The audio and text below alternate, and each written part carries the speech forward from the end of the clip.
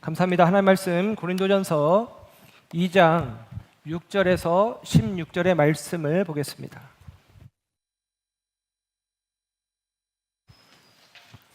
하나님 말씀 고린도전서 2장 6절에서 16절의 말씀 함께 합독하겠습니다. 시작. 그러나 우리가 온전한 자들 중에서는 지혜를 말하노니 이는 이 세상의 지혜가 아니요 또 이 세상에서 없어질 통치자들의 지혜도 아니요 오직 은밀한 가운데 있는 하나님의 지혜를 말하는 것으로서 곧 갖추어졌던 것인데 하나님이 우리의 영광을 위하여 만세전에 미리 정하신 것이라. 이 지혜는 이 세대의 통치자들이 한 사람도 알지 못하였나니 만일 알았더라면 영광의 주를 십자가에 못 박지 아니하였으리라. 기록된 바 하나님이 자기를 사랑하는 자들을 위하여 예비하신 모든 것은 눈으로 보지 못하고 귀로 듣지 못하고 사람의 마음으로 생각하지도 못하였다 함과 같으니라. 오직 하나님이 성령으로 이것을 우리에게 보이셨으니 성령은 모든 것 곧 하나님의 깊은 것까지도 통달하시느니라. 사람의 일을 사람의 속에 있는 영 외에 누가 알리요? 이와 같이 하나님의 일도 하나님의 영 외에는 아무도 알지 못하느니라. 우리가 세상의 영을 받지 아니하고 오직 하나님으로부터 온 영을 받았으니 이는 우리로 하여금 하나님께서 우리에게 은혜로 주신 것들을 알게 하려 하심이라. 우리가 이것을 말하였거니와 사람의 지혜가 가르친 말로 아니하고 오직 성령께서 가르치신 것으로 하니 영적인 일은 영적인 것으로 분별하느니라. 육에 속한 사람은 하나님의 성령의 일들을 받지 아니하나니 이는 그것들이 그에게는 어리석게 보임이요 또 그는 그것들을 알 수도 없나니 그러한 일은 영적으로 분별되기 때문이라. 신령한 자는 모든 것을 판단하나 자기는 아무에게도 판단을 받지 아니하느니라. 누가 주의 마음을 알아서 주를 가르치겠느냐? 그러나 우리가 그리스도의 마음을 가졌느니라. 아멘. 아멘. 자리에 앉으십니다. 오늘 이 아침에도 하나님의 사랑하심과 은혜가 저와 여러분 가운데 함께하는 줄 믿습니다. 오늘 십자가의 도 네 번째 시간 성령으로 깨닫는 하나님의 지혜라는 제목으로 말씀을 전합니다. 기도해 주셨던 것처럼 우리가 지난 주간에는 서천 군산지역 특별히 성경 전례지 아펜젤러 순직 기념관 등등 우리가 살피고 돌아오면서 많은 분들이 좋은 마음을 품고 또 관심을 갖고 그리고 하나님께서 베푸신 정말로 미리 우리의 나라 가운데 베풀어 주신 그 복음의 은혜들을 되새기는 시간들이 있었습니다. 그리고 성도들 간의 기쁨의 시간, 사랑 나눔의 시간, 교제의 시간들을 보낼 수 있어서 너무나 감사했어요. 그래서 지난 주간에는 한 주 다른 이야기를 드렸지만 오늘 이제 다시 고린도전서에 있는 말씀 십자가의 도라는 주제 네 번째 시간 이 말씀으로 함께 은혜를 나누려고 합니다. 다시 한번 복기해 보면 우리가 첫 시간에는 고린도에 있는 하나님의 교회라는 제목으로 하나님의 교회 은혜로 세워졌죠. 은혜로 세워진 교회에 문제가 있더라, 다툼이 있고 분쟁이 있더라라는 사실을 확인했습니다. 그리고 두 번째 시간 십자가의 도 전체 주제인 동시에 십자가의 도라는 제목으로 우리가 왜 그런 어려움이 있냐? 십자가를 놓쳤기 때문이다. 다시 십자가를 주목하고 십자가를 바라보고 십자가를 붙잡아야 된다. 십자가의 도가 우리에게 허락되었다라는 이야기를 했습니다.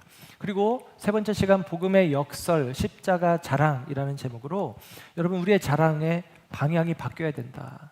우리가 자랑하는 것은 이제 십자가를 자랑하는 것이다 라는 의미로 우리의 삶을 살아낼 것을 이야기를 드렸습니다. 그래서 올해 표어가 하나님께 조준하고 조율된 삶이라는 표어인데요, 다윗의 이야기를 살피면서 개인에게 있어서 그 개인이 어떻게 하나님께 그 마음이 조준되어지고 그 삶을 하나님께 조율해 가는 과정들이 있었는지, 그래서 결국은 하나님의 마음에 맞는 사람, 하나님의 마음에 합한 사람, 다윗의 이야기를 살핀 것처럼 우리는 이제 교회적으로 공동체적으로 우리가 어떻게 주님의 몸된 교회 공동체가 하나님에게 대하여 조준하고 하나님이 원하시는 삶의 내용들로 조율되어 갈지를 고린도전서의 말씀을 통해서 우리가 살피게 되어집니다.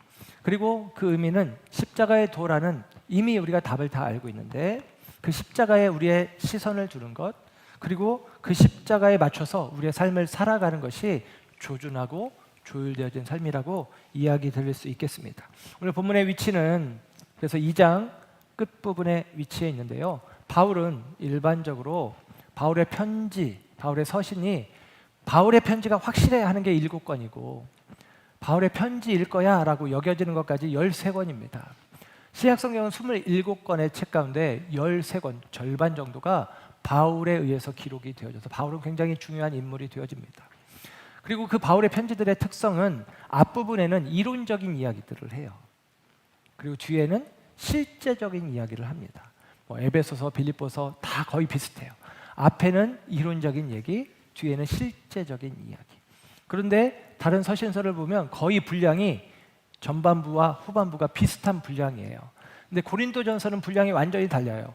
2장까지가 이론적인 부분이고 3장부터는 실질적인 문제들을 다루고 있습니다. 이유인즉슨 고린도전서를 쓴 이유 자체가 고린도 교회 가운데 이런 문제, 저런 문제, 그런 문제가 있다는 거예요. 그래서 바울의 입장으로서는 그들의 문제를 복음적으로 해결하도록 대안을, 솔루션을, 해답을 주는 과정 가운데 이 고린도전서가 쓰여지고 있기 때문에 그 구체적인 문제들을 많이 언급하고 있는 것이 고린도전서입니다. 그러면서도 여러분 이 문제들의 해답이 되어지는 근거, 원리, 중심이 있어요. 그게 뭐냐? 1장, 2장에 다 몰아져 있는 거예요. 그래서 여러분 이론적인 얘기를 살피다 보면 어렵잖아요. 그러나 여러분 어렵지만 우리가 이 말씀에 집중하고 이 의미들을 알고 깨달을 때 저와 여러분의 실제적인 신앙의 삶 속에 바르게 적용하고 바르게 우리가 그 삶을 세워갈 수 있겠다라는 것입니다. 그래서 오늘 말씀 속에서도 저와 여러분들이 다시 한번 마음을 집중해 주시고 이 말씀 안에 있는 의미들을 깊이 만나기를 주의 이름으로 축복합니다. 십자가의 도가 선언되고 선포되죠. 1장 18절에. 그리고 세상의 지혜와 하나님의 지혜를 구분해서 이야기를 합니다. 그리고 하나님의 지혜는 세상에 있는 약한 자들에게 허락되어진다라고 이야기를 해요. 약한 자들에게. 스스로 지혜 있다는 자들, 스스로 능하다 여기는 자들이 아니라 약한 자들에게 하나님의 지혜가 선포됩니다. 그리고 바울은 자신 역시도 인간의 지혜로 전하는 것이 아니라 십자가만 내가 전하겠다라고 이야기하면서 바울은 세상의 지혜자들에게 이야기하는 것이 아니라 하나님의 은혜에 대해서 그리고 그 은혜의 원리가 담겨진 십자가에 대해서 말하겠다라고 이야기한 것이 2장 1절에서 5절까지 이야기입니다. 그리고 오늘 우리가 2장 6절부터의 말씀을 보게 되어지는데요. 미리 말씀드리면 결론적으로 세상의 지혜로는 알 수 없지만 하나님의 지혜를 성령으로 알 수 있다. 그 이야기를 오늘 하는 것입니다. 이게 사실은 미리 말씀드리는 답이에요. 오늘 본문의 말씀을 살펴가도록 하겠습니다. 6절 말씀을 볼게요. 2장 6절. 그러나라는 말로 시작하니까 앞에 있는 말을 받아오는 거잖아요. 일단은 말씀 읽겠습니다. 그러나 우리가 온전한 자들 중에서는 지혜를 말하노니 그렇게 이야기합니다. 여러분 바울이 지혜를 말하겠다는 거예요. 그런데 여러분 사실은 2장 4절에는 뭐라고 얘기했냐면 내가 지혜의 말로 하지 않고 십자가만 말하겠다라고 했어요. 지혜의 말을 하지 않는다고 했는데 그러나 내가 지혜를 말할 거야. 그런데 대상이 누구냐? 온전한 자들. 그렇죠?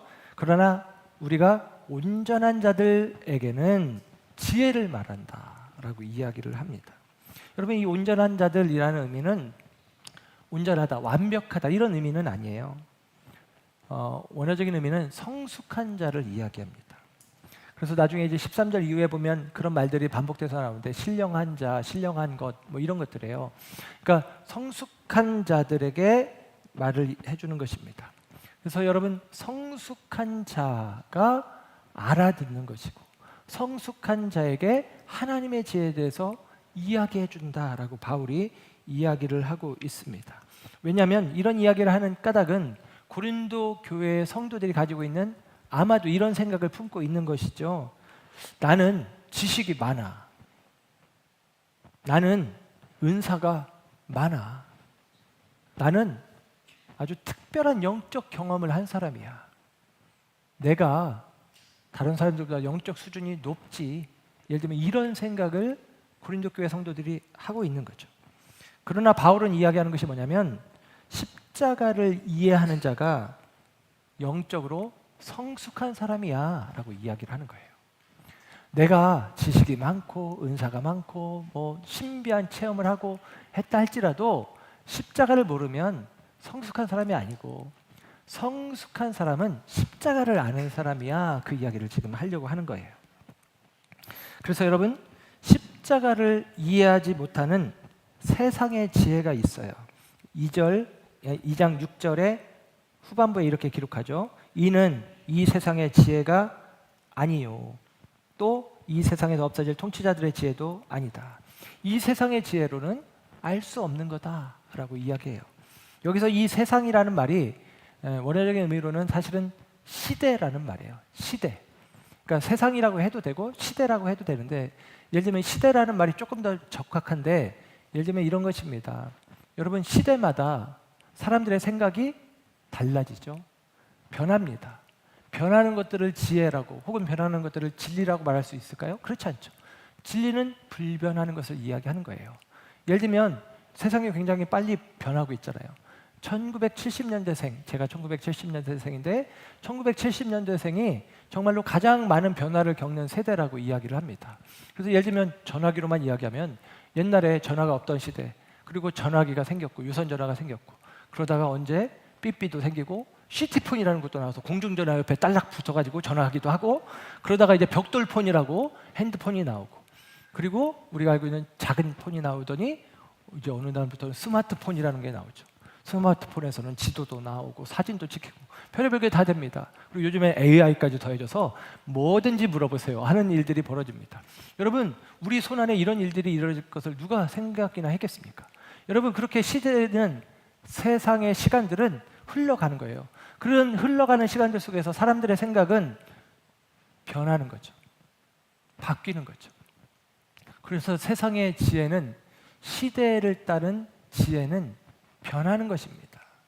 그 변하는 것들은 참된 지혜가 아니라는 거예요. 그 변하는 것들은 진리일 수 없다는 거예요.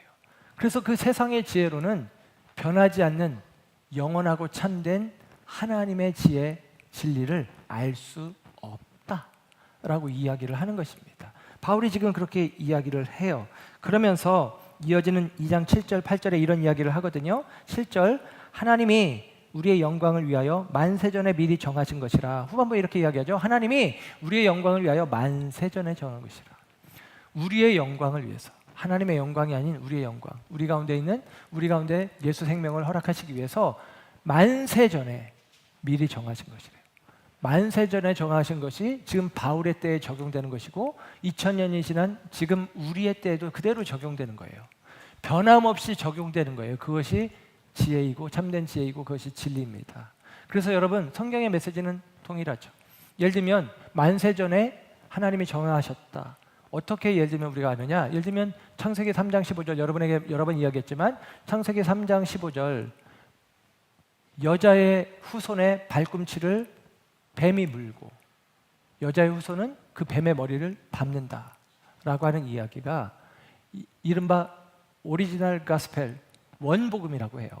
그게 창세기에 나옵니다. 그리고 그 일이 누구에게 이루어집니까? 예수님.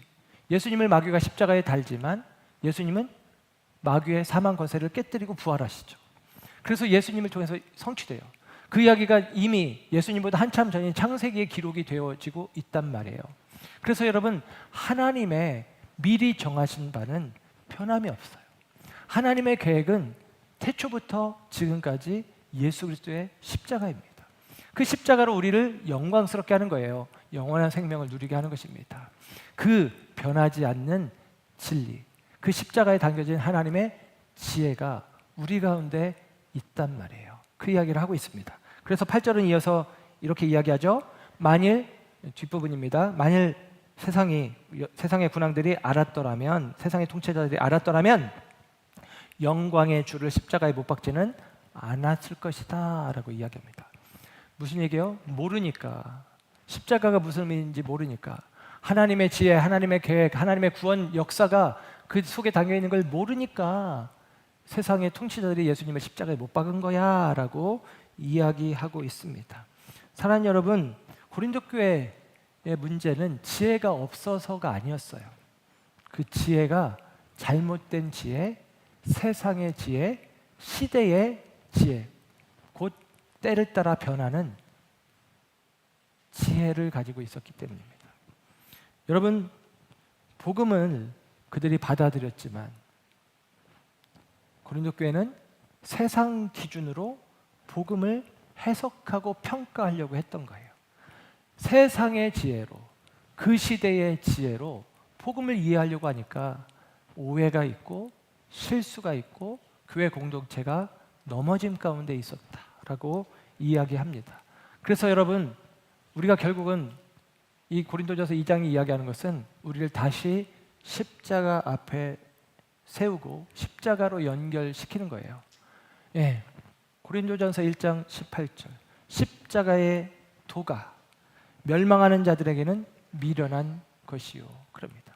여러분, 십자가의 도가 멸망하는 자들에게는 미련한 것에 불과하다. 세상은 십자가의 의미를 모른다. 십자가에 담겨진 하나님의 지혜를 모른다라고 이야기하죠. 세상은 우리에게 말합니다. 야, 너의 힘을 보여라. 근데 십자가는 우리에게 말해요. 자신을 내어주어라. 세상은 말합니다. 높아져라. 십자가는 말합니다. 낮아져라. 세상은 말합니다. 너의 권리를 지켜. 십자가는 말합니다. 사랑으로 내려놓아. 세상은 말하죠. 너 자신을 입증해라, 증명해라. 십자가는 말합니다. 너 자신을 부인하고 하나님만 의지해라. 세상이 말하는 것과 십자가가 말하는 것이 달라요. 여러분, 우리는 하나님의 지혜에 붙잡힌 자들인 줄로 믿습니다. 오늘 이어지는 구절에서는 그래서 이렇게 이야기합니다. 기록된 바, 하나님이 자기를 사랑하는 자들을 위하여 예비하신 모든 것을 눈으로 보지 못하고 귀로 듣지 못하고 사람의 마음으로 생각하지도 못하였다 함과 같으니라 그럽니다. 하나님이 사랑하는 사람들을 위해서 준비하신 것들을 사람들이 듣지도 보지도 생각지도 못하였다라는 거예요. 여기 기록된 바라고 했으니까 이 말씀이 어딘가 인용되어진 것인데 구약 성경 이사야서 64장 4절 그리고 65장 17절의 말씀이 인용되는데요. 65장 17절에 이렇게 기록합니다. 보라, 내가 새 하늘과 새 땅을 창조하나니 이전 것은 기억되거나 마음에 생각나지 아니할 것이다 라고 이야기합니다. 새 하늘과 새 땅 얘기가 나오니까 먼 미래의 장래의 천국에 대해서 이야기하는구나 라고 생각할 수 있는데, 여러분, 꼭 그런 의미는 아니고 하나님이 이루실 새로운 일인데, 하나님이 복음 안에서 이루어 가시는 새 일, 곧 구원의 일들에 대해서 이야기하는 거예요. 그 하나님의 새로운 구원의 비밀을 사람들의 눈으로는, 귀로는, 생각으로는 볼 수도 없고 들을 수도 없고 알 수도 없다. 그렇게 이야기하는 거예요. 여러분, 하나님 우리를 구원하시는 그 놀라운 일, 우리를 구원하시기 위해서 하나님이 이루실 그 새 일을 사람들은 모른다라는 것입니다.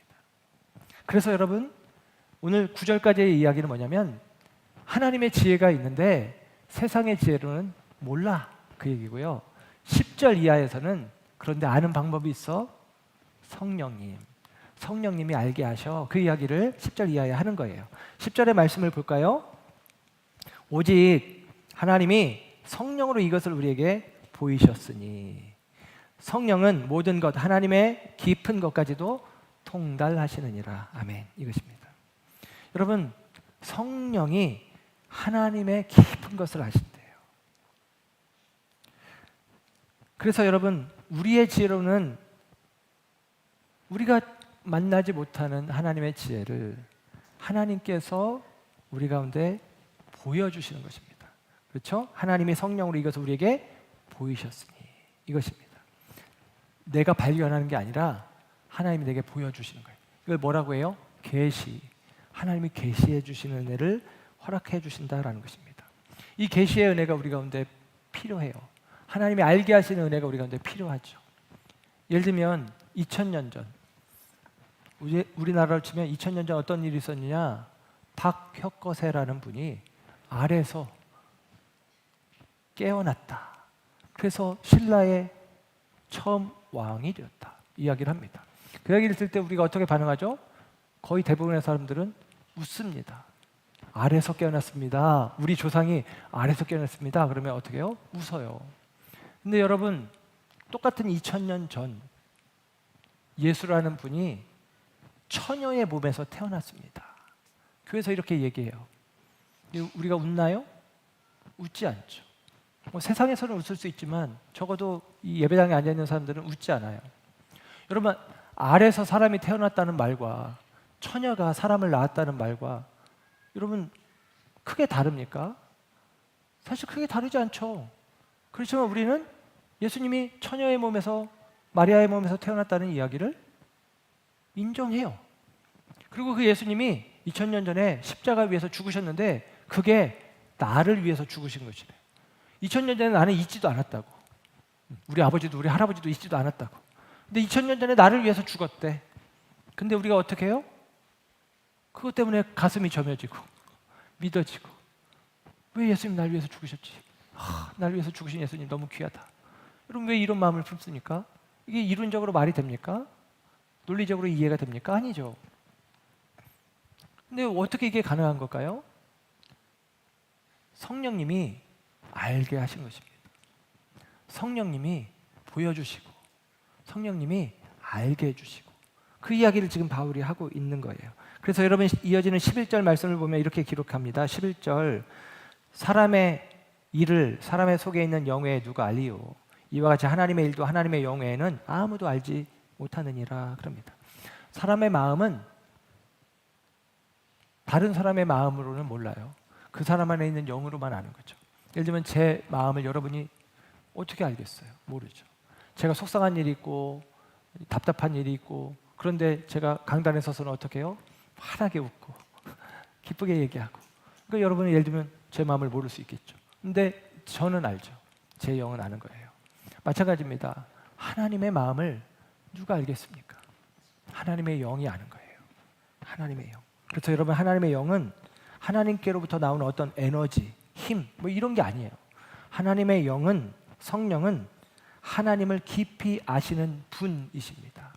인격으로서의 하나님, 성령님이에요. 성령님. 그게 바로 성령이에요. 그래서 여러분, 성령은 하나님의 마음을 우리에게 알려주시는 분. 좀 다르게 표현하면 하나님의 마음을 우리 마음에 번역해 주시는 분. 그게 바로 성령님이라는 거예요. 그러니까 내가 어떻게 하나님의 마음을 품고 있고 알고 있느냐?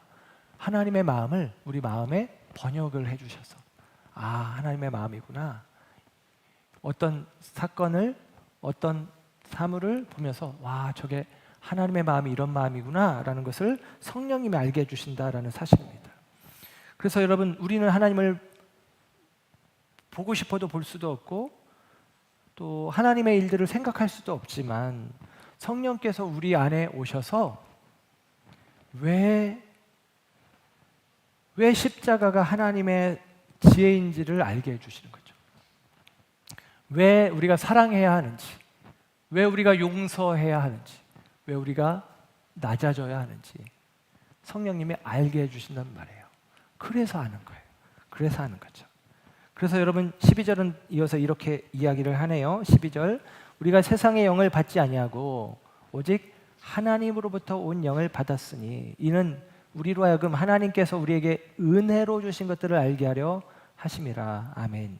그래서 먼저 볼 것은 지금 10절에 성령, 11절에 하나님의 영, 12절에 하나님으로부터 온 영, 그러면서 결국은 성령께서 하시는 일들이라는 거예요. 근데 그 성령이 무슨 일을 하느냐? 12절에 보니까 끝에 은혜로 주신 것들을 알게 하려 하신다는 거예요. 은혜로 주신 것들, 이 표현이 중요합니다. 여러분, 성령님은 너 참 대단해 이렇게 우리에게 알려주시는 분이 아니라, 너에게 하나님이 얼마나 큰 일을 행하셨는지, 큰 은혜를 베푸셨는지 너 알아야 돼 하고 알려주시는 분이라는 거예요. 그래서 여러분, 내가 한 일이 아니라 하나님이 하신 일로 성령님이 알게 하시는 거. 하나님께서 은혜로 주신 것들이라는 거예요. 여러분 이렇게 되면 어떻게 될까요? 여러분 성령이 우리 안에 있을 때 우리는 이렇게 반응하는 것입니다. 성령 충만한 사람들은 내가 이런 말을 못해요. 하나님께서, 주님이 이렇게 얘기하는 거예요. 예를 들면 내가 열심히 해서 우리 교회가 이렇게 부흥했지.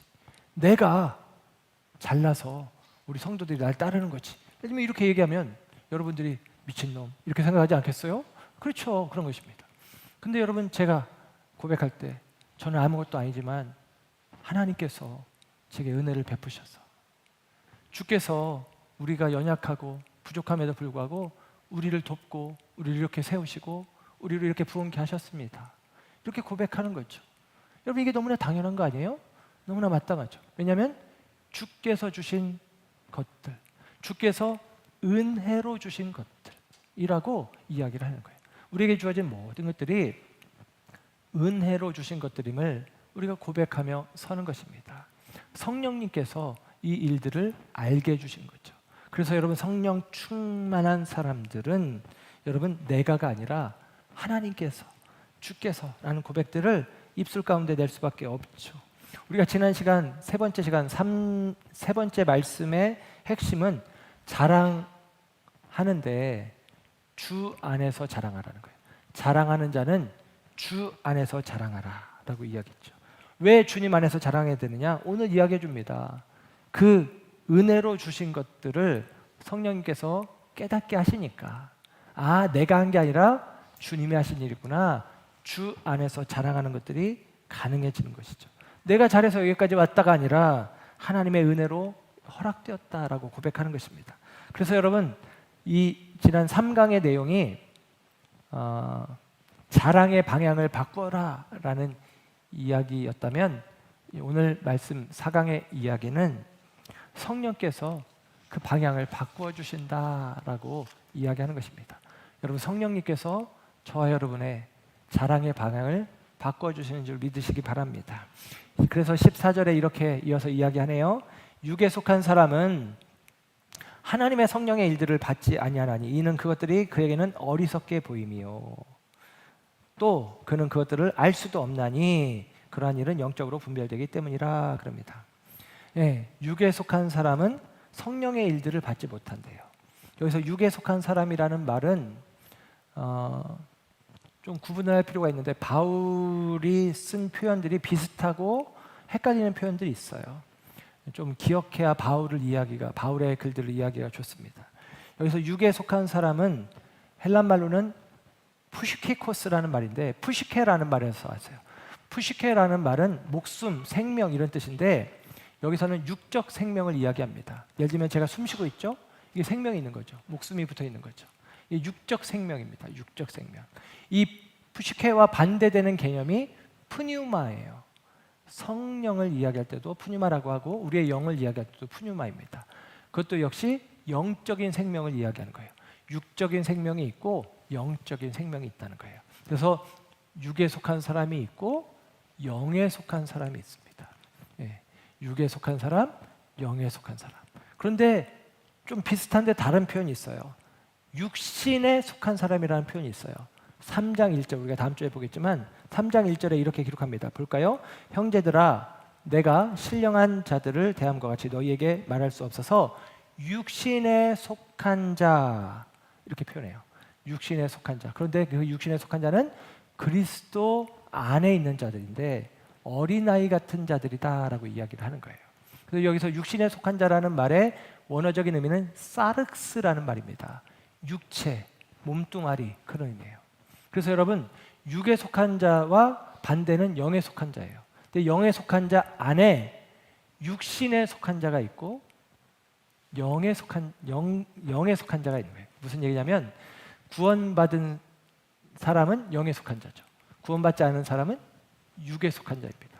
그런데 구원받은 사람 중에 영적으로 성숙하지 못한 사람들은 육신을 따르는 자들, 곧 육신에 속한 자라고 바울은 구분해서 이야기하는 거예요. 그래서 여러분 이걸 일단은 구분을 하시고 나중에 이게 바울을 이해하는 데 중요하니까 오늘 그냥 여담으로 설명을 드렸고 오늘 말씀으로 돌아서 이야기하면 육에 속한 사람이 오늘 14절에 기록되고 있는데, 이 육에 속한 사람은 뭐 예를 들면 육에 속했으니까 도덕적으로 나쁜 놈 이런 개념이 아닙니다. 하나님의 영이 없는 자연적인 인간을 이야기하는 거예요. 그래서 인간의 지성, 인간의 교육, 인간의 경험, 이것들만 가지고 있어서 이 사람들은 십자가의 의미를 이해하지 못하는 사람들입니다. 그렇죠. 예. 육에 속한 사람들은 성령의 역사가 없는 경우를 이야기하는 거거든요.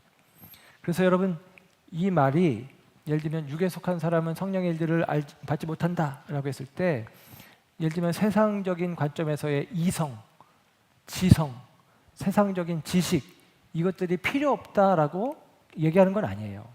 그렇죠. 기독교는 예를 들면 생각하지 마, 고민하지 마, 뭐 예를 들면 그런 얘기 하지 않습니다. 바울은 여러분 굉장히 논리적인 사람이에요. 그 시대의 수사, 그 시대 논리로 변증을 해냈던 사람입니다. 바울이 6절부터 얘기하는 게 뭐예요? 내가 지혜를 말한다는 거예요. 지혜를 설명하겠다는 거예요. 그런 이야기를 합니다. 그러니까 여러분, 지성, 지식, 지혜, 이성, 이게 불필요하다는 게 아니에요. 문제는 이 지성의 존재가 문제가 아니라 이 지성이 하나님보다 위에 있을 때입니다. 복음은 지성을 버리라고 이야기하는 게 아니라 그 지성을 십자가 앞에 내려놓으라라고 이야기하는 거예요. 오늘날에는 예를 들면 이성의 상징이 과학이에요. 과학적으로 신을, 과학적으로 하나님의 지혜를 판단하려고 하는 일들이 있어요. 근데 그렇게 하지 말고, 복음은 뭐라고 얘기하면 그 지혜와 지성과 이성을 버리라는 얘기가 아니라 그것을 십자가 앞에 내려놓아라 라고 이야기하는 것입니다. 고린도전서 1장 2절에서 이것을 이야기를 하고 있는 거예요. 그래서 여러분, 성령님이 하시는 일은 뭐냐면 우리들의 생각을 없애는 게 아니라 우리들의 생각의 방향을 바꾸어 주는 것입니다. 우리의 생각의 방향을 바꾸어 주는 거예요. 그래서 로마서 12장 2절에 바울이 이런 이야기를 해요. 마음을 새롭게 함으로 변화를 받아 그럽니다. 여러분, 우리는 우리의 생각, 우리의 마음이 바뀌어지는 과정 가운데 있다라는 것이죠. 이것을 예를 들면 성령의 조명하심으로 이야기를 한다면, 우리는 조명이라는 얘기가 뭐냐면 빛을 비춘다는 얘기인데, 우리가 어둠 가운데서는 아무것도 볼 수가 없죠. 사물을 확인할 수가 없습니다. 근데 빛이 비춰지면 분별을 하기 시작하죠. 야, 이게 무슨 물건이구나. 아, 여기 사람이 서 있구나. 아, 여기 걸림돌이 있구나. 지나가야지, 넘어가야지, 이렇게 알 수가 있는 거죠.